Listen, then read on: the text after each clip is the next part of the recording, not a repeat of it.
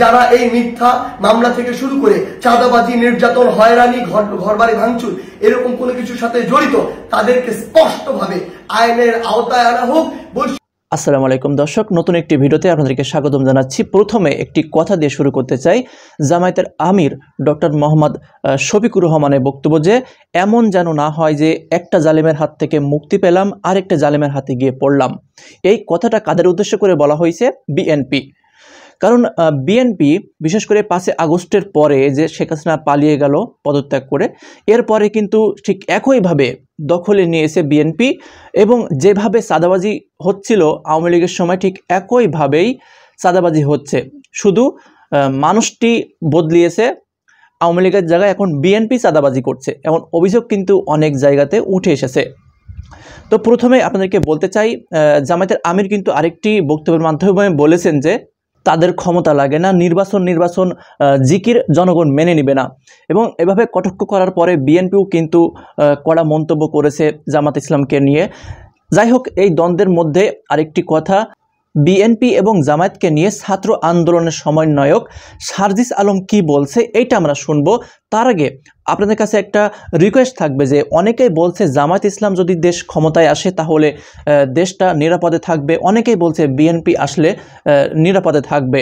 তো আপনাদের কি মন্তব্য, কোন দল রাষ্ট্র ক্ষমতায় আসলে দেশটা নিরাপদে থাকবে? একটু কমেন্টসে লিখবেন। চলুন, জামায়াতের আমির ছোট্ট একটি বক্তব্য দিয়েছে যে প্রতিহিংসা রাজনীতি জামায়াত চায় না। সেই বক্তব্যটা প্রথমে শুনে আসি, এরপর সার্জিস আলমের কড়া হুঁশিয়ারি বিএনপি এবং জামায়াতকে নিয়ে কি মন্তব্য করেছে সেটা আমরা শুনবো। মুমিন তো সেই যে তার ভাইকে ক্ষমা করে দেয়, রাতে ঘুমাবার আগে বলে আল্লাহ আমি তোমার গোলামকে ক্ষমা করে দিলাম, এর উসিলায় তুমি আমাকে ক্ষমা করে দাও, সেই তো মুমিন। এই জন্যে মুমিনগণ যেন পরস্পরের প্রতি ঝগড়া বিবাদে আর লিপ্ত না হয়, এটার কবর রচনা হয়ে যাওয়া দরকার। এই বিষয়গুলো তোমরা খেয়াল রাখবে ইনশাআল্লাহ। তো দর্শক, আপনারা শুনতে পারলেন যে জামায়াতের আমির ডক্টর শফিকুর রহমান কি বক্তব্য রাখলেন। কোনো প্রতিহিংসার রাজনীতি কিন্তু তিনি চান না, তিনার বক্তব্যের মাধ্যমে স্পষ্ট।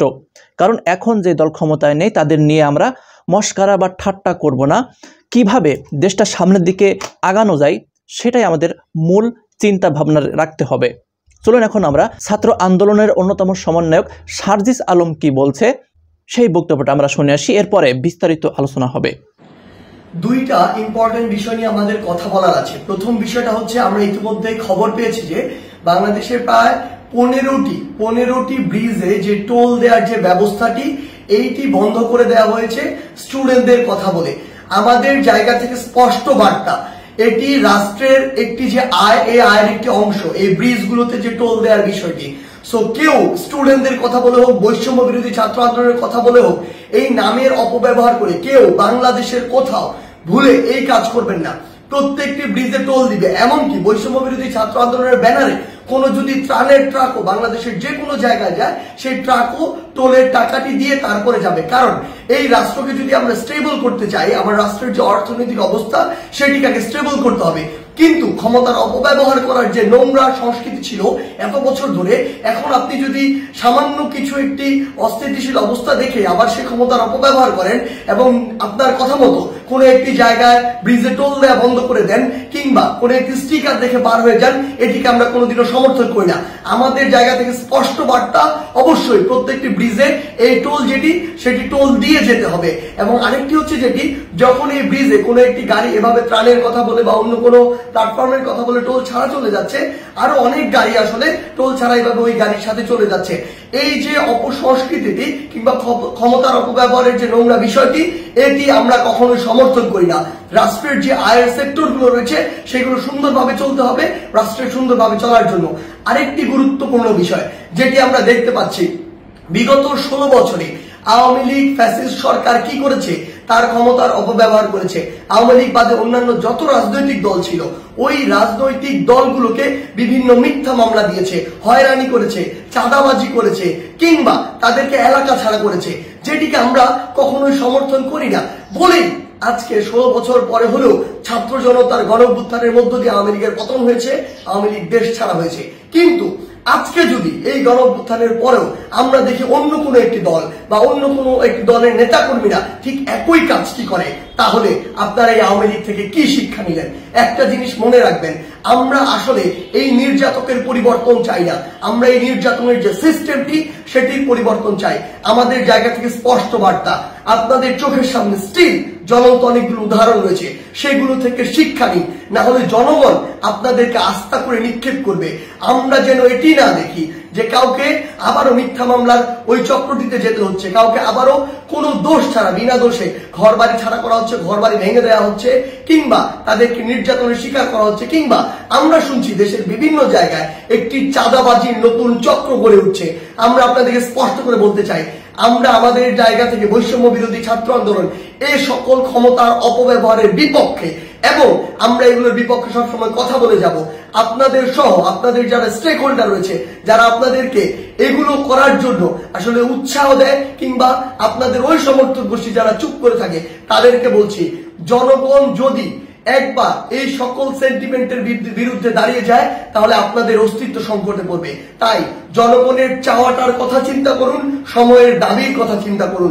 যদি আপনার নাম ভাঙিয়ে কিংবা আপনার কেউ একজন রুট লেভেলে এই কাজগুলো করে, দিন শেষে ব্লেম কিন্তু আপনার উপরেই আসে।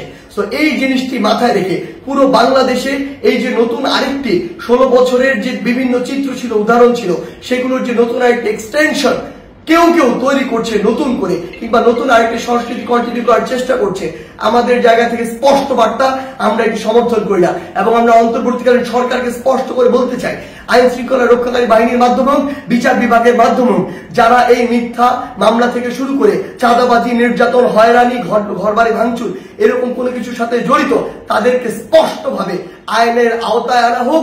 বৈষম্য বিরোধী ছাত্র আন্দোলনের পক্ষ থেকে কিংবা ছাত্র জনতার পক্ষ থেকে এর প্রতি পূর্ণ সমর্থন রয়েছে। ধন্যবাদ। তো দর্শক, আপনারা শুনতে পারলেন সাজিস আলমের পুরো বক্তব্য। আর আমরা সাধারণ মানুষ কিন্তু চাই যে এমন দল রাষ্ট্র ক্ষমতায় আসুক যে দলের হাতে আমরা নিরাপদে থাকতে পারবো। এমন দল যেন না আসুক যে দল ক্ষমতায় এসে লুটে পুটে এবং বিভিন্নভাবে লুটপাট করে দেশ ছাড়বে। আমরা বা সাধারণ জনগণ কিন্তু এখন চাই নতুন একটি রাজনৈতিক দল ক্ষমতায় আসুক। আমরা বিএনপির রাজনীতি বা বিএনপির ক্ষমতা দেখেছি, আওয়ামী লীগের ক্ষমতা দেখেছি। ঠিক আওয়ামী লীগের সময় যেমনটা ছিল, বিএনপির সময় কিন্তু ঠিক একে অপরকে প্রতিহিংসার রাজনীতি, এটা কিন্তু কেউ আমরা দেখতে চাই না।